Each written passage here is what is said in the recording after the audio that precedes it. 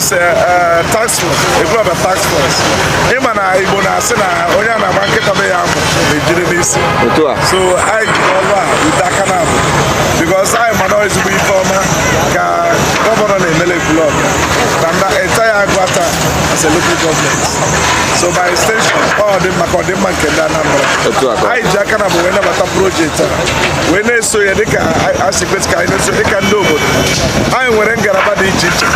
Our security aspect ha nọkwa n'ọlụ ime sure na ndị bịara ọlụ be anyị enweghị ihe ha lose. The task force team nọ n'ọlụ as well, and the entire executive nọkwa n'ọlụ. I form the committees na-enyere ndị bịara be anyị rụọ ọrụ aka.